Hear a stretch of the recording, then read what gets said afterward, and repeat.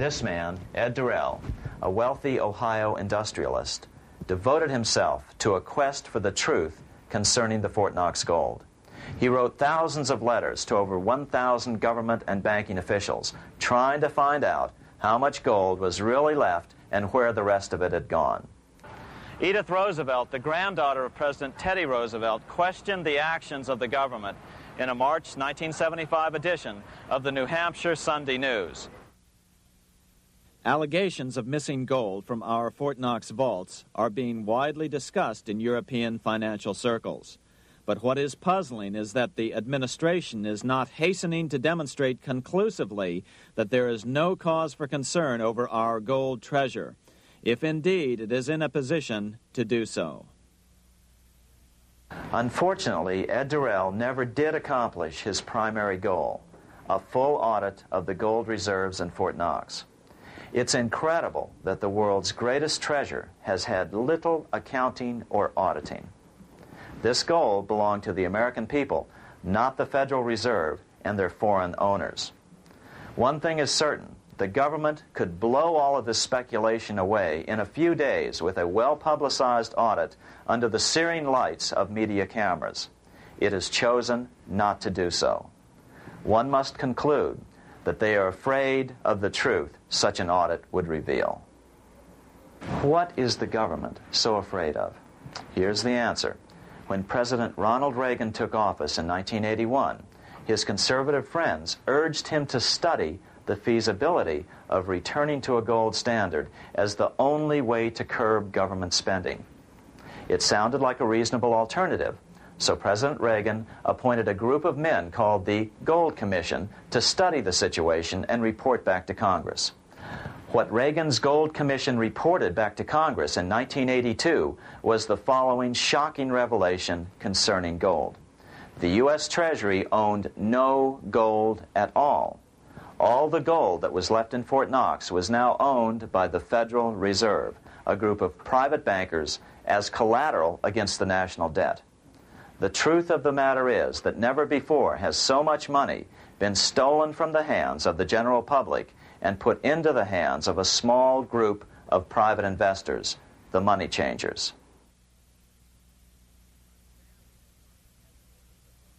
I'm standing in front of the headquarters of the International Monetary Fund located in Washington, D.C. Across the street, right over there, is the headquarters of the World Bank. What are these organizations, and who controls them, and most importantly, are they about to create a huge worldwide depression? Let us step back in time for a moment to the aftermath of World War I. People were tired of war, so under the guise of peacemaking, the international bankers devised a plan to consolidate power even further. Claiming only an international government would stem the tide of world wars, the money changers pushed forward a proposal for world government which stood on three legs. A world central bank to be called the Bank of International Settlements, a world judiciary to be called the World Court located in The Hague, the Netherlands, and a world executive and legislature to be called the League of Nations. As President Clinton's mentor, Georgetown historian Carroll Quigley wrote in his 1966 book, Tragedy and Hope, the powers of financial capitalism had a far-reaching plan, nothing less than to create a world system of financial control in private hands, able to dominate the political system of each country and the economy of the world as a whole. This system was to be controlled in a feudalistic fashion by the central banks of the world, acting in concert by secret agreements arrived at in frequent meetings and conferences. The apex of the system was to be the Bank for International Settlements in Bâle, Switzerland, a private bank owned and controlled by the world central banks, which were themselves private corporations. Each central bank sought to dominate its government by its ability to control treasury loans, to manipulate foreign exchanges, to influence the level of economic activity in the country, and to influence cooperative politicians by subsequent economic rewards in the business world. Despite intense pressure from the international bankers and the press, a handful of U.S. senators, led by Senator Henry Cabot Lodge, kept the U.S. out of these schemes. Without U.S. participation, the League was doomed. Incredibly, even though the U.S. rejected the World Central Bank, the BIS, the New York Federal Reserve ignored its government and arrogantly sent representatives to Switzerland to participate in the central bankers' meeting right up until 1994, when the U.S. was finally officially dragged into it. Their world government schemes thwarted, the bankers resorted to the old formula: another war to wear down the resistance to world government while reaping handsome profits. To this end, Wall Street helped resurrect Germany through the Thyssen banks, which were affiliated with the Harriman interest in New York, just as the Chase Bank had assisted in the financing of the Bolshevik Revolution in Russia during World War I. Chase Bank was controlled by the Rockefeller family. Subsequently, it was merged with Warburg's Manhattan Bank to form the Chase Manhattan Bank. Now this has merged with Chemical Bank of New York, making it the largest Wall Street bank. Their strategy worked. Even before World War II was over, world government was back on track. In 1944, at Bretton Woods, New Hampshire, the International Monetary Fund and the World Bank were approved with full U.S. participation. The Second League of Nations, renamed the United Nations, was approved in 1945. Soon, a new international court system was functioning as well. All effective opposition to these international bodies before the war had evaporated in the heat of war, just as planned. These new organizations simply repeated on a world scale what the National Banking Act of 1864 and the Federal Reserve Act of 1913 had established in the U.S. They created a banking cartel composed of the world's central banks, which gradually assumed the power to dictate credit policies to the banks of all the nations. For example, just as the Federal Reserve Act authorized the creation of a new national fiat currency called Federal Reserve Notes, the IMF has been given the authority to issue a world fiat money called Special Drawing Rights, or SDRs. To date, the IMF has created in excess of $30 billion worth of SDRs. Member nations are being pressured to make their currencies fully exchangeable for SDRs. In 1968, Congress approved laws authorizing the Fed to accept SDRs as reserves in the U.S. and to issue Federal Reserve notes in exchange for SDRs. What does that mean? It means that in the U.S., SDRs are already a part of our lawful money. And what about gold? SDRs are already partially backed by gold. And with 2/3 of world gold now in the hands of central banks, the money changers can go about structuring the world's economic future in whichever way they deem most profitable. Keep in mind, just as the Fed is controlled by its Board of Governors, the IMF is controlled by its Board of Governors, which are either the heads of the different central banks or the heads of the various national treasury departments dominated by their central banks. Voting power in the IMF gives the U.S. and the UK, that is to say the Fed and the Bank of England, effective control. Just as the Fed controls the amount of money in the U.S., the BIS, IMF, and World Bank control the money supply for the world. So we see the repetition of the old Goldsmiths fraud replicated on the national scale with central banks like the Fed and on the international scale by the three arms of the World Central Bank.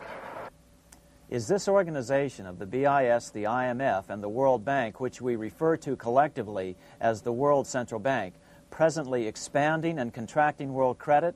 Yes. Regulations put into effect in 1988 by the BIS required the world's bankers to raise their capital and reserves to 8% of liabilities by 1992. Increased capital requirements put an upper limit to the fractional reserve lending, similar to the way cash reserve requirements do. What has this seemingly insignificant regulation made in a Swiss city 8 years ago meant to the world? It means our banks cannot loan more and more money to buy more and more time before the next depression, as a maximum loan ratio is now set. It means those nations with the lowest bank reserves in their systems have already felt the terrible effects of this credit contraction as their banks scrambled to raise money to increase their reserves to 8%. To raise the money, they had to sell stocks, which depressed their stock markets and began the depression first in their countries. Japan, which in 1988 had among the lowest capital and reserve requirements, and thus was the most affected by the regulation, has experienced a financial crash which began almost immediately in 1989, which has wiped out a staggering 50% of the value of its stock market since 1990 and 60% of the value of its commercial real estate. The Bank of Japan has lowered its interest rates to 0.5%, practically giving away money to resurrect the economy, but still the depression worsens.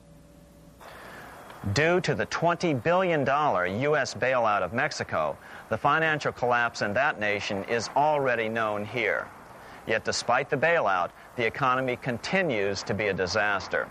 One huge debt after another is rolled over as new loans are being made simply to enable Mexico to pay the interest on the old loans. In the south of Mexico, the poor have been in open revolt as every spare peso is being siphoned out of the country to make interest payments. It is important to note that a radical transfer of power is taking place as nations become subservient to a supranational world central bank controlled by a handful of the world's richest bankers. As the IMF creates more and more SDRs by the stroke of a pen on IMF ledgers, more and more nations borrow them to pay interest on their mounting debts and gradually fall under the control of the faceless bureaucrats of the World Central Bank. As the worldwide depression worsens and spreads, this will give the World Central Bank the power of economic life and death over these nations.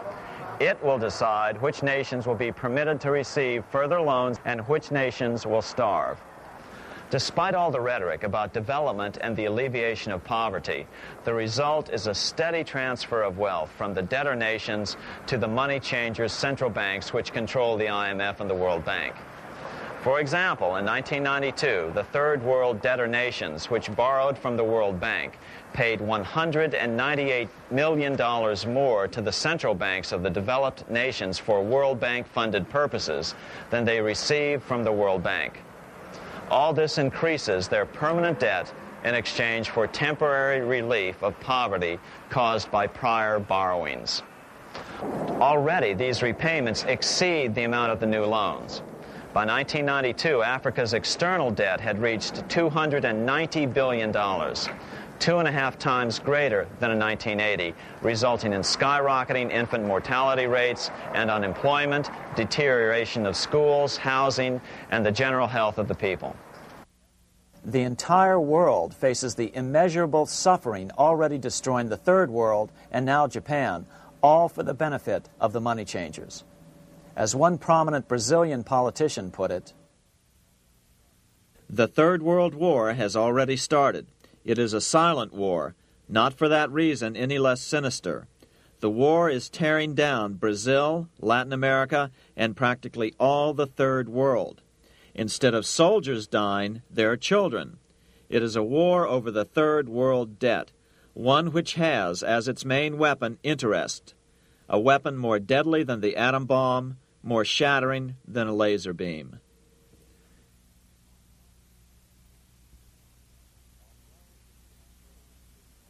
Although it would be absurd to ignore the pivotal role played by influential families such as the Rothschilds, the Warburgs, the Schiffs, the Morgans, and the Rockefellers in any review of the history of central banking and fractional banking, keep in mind, by now, central banks and the large commercial banks are up to 3 centuries old and deeply entrenched in the economic life of many nations.